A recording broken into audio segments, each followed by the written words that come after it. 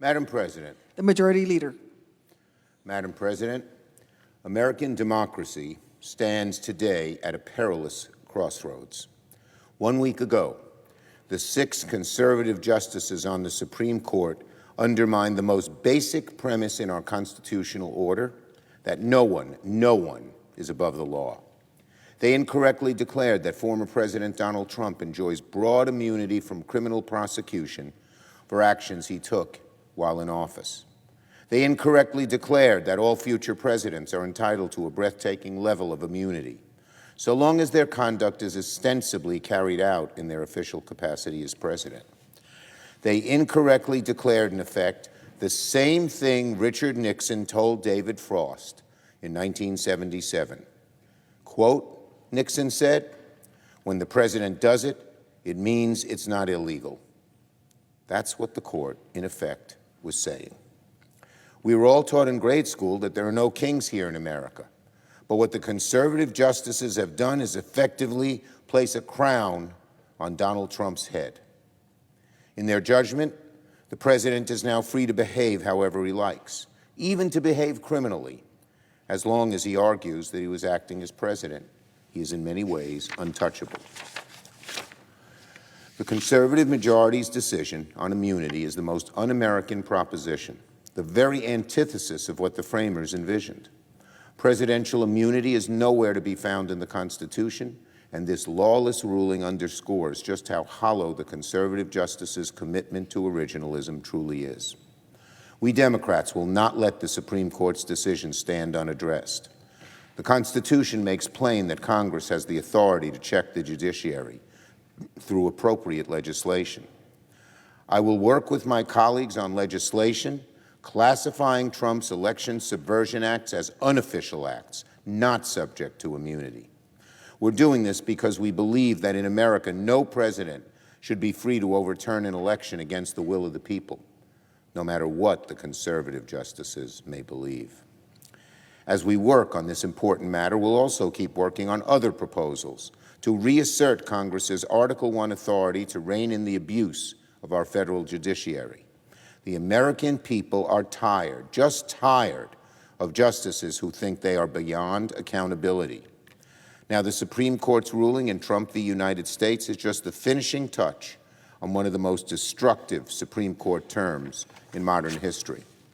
A few days before the ruling on presidential immunity, the MAGA court also upended 40 years of precedent by overturning the Chevron doctrine. In doing so, they have potentially turned the federal government upside down in a very dangerous way, declaring that judges now know better than agency experts on matters ranging from student loans to Medicare to AI to climate change to net neutrality and so much more. From now on, anytime there's a shred of legislative ambiguity, anytime Congress didn't explicitly anticipate every conceivable scenario for how agencies should apply complex policy, judges are now free to impose their own views, even if they don't know a lick about the policy in question, even though they are not they are the unelected branch of government. It is impossible for the Congress to think of every possible scenario.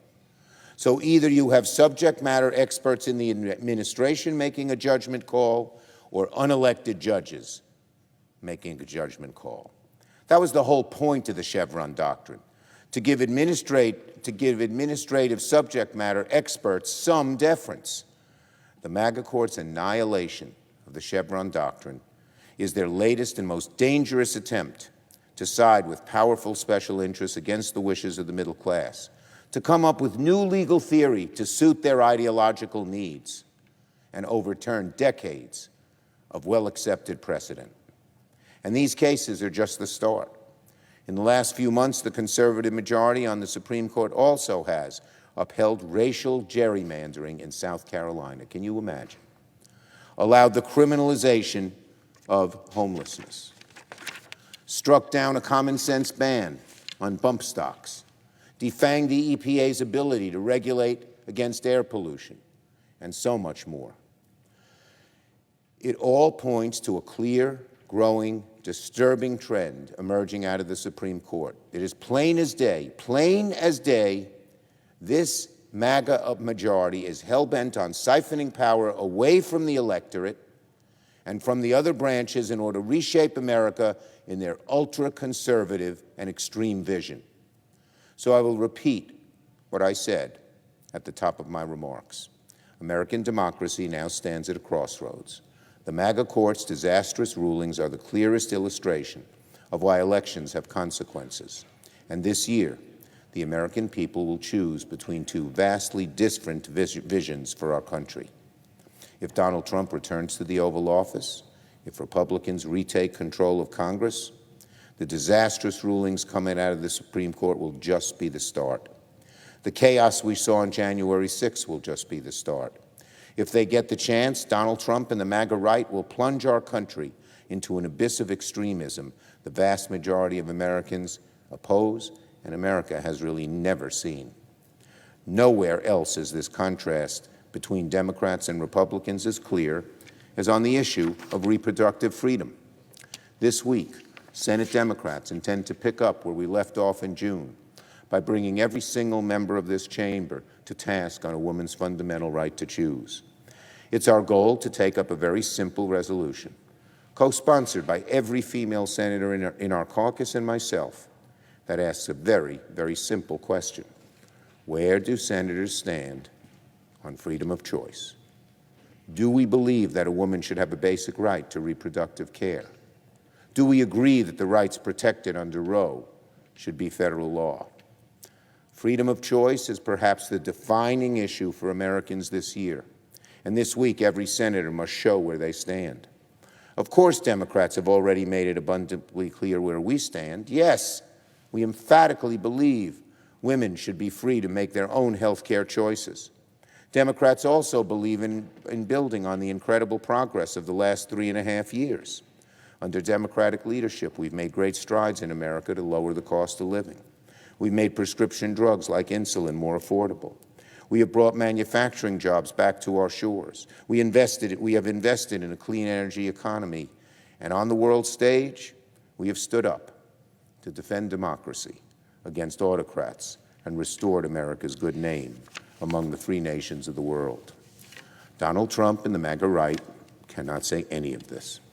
Instead, what Donald Trump and MAGA Republicans have made clear is that if they get into power, they will dismantle American democracy as we know it. MAGA radicals are long done with talking in euphemisms. The leader of one of America's most powerful conservative think tanks recently made the hard right goals very clear. Quote, "We are in the process of the second American Revolution, which will remain bloodless if the left allows it to be." That, Madam President, is the kind of talk that leads to political violence. To go down the road that MAGA radicals want to take is to take America into the twilight zone, something more akin to the autocratic fervor we saw in Europe in the early 20th century than the America we all know and love. So, the stakes for our country this year are immense. Here in the Senate, Democrats will continue bringing to the floor the issues that matter to Americans most and work ferociously to defend them.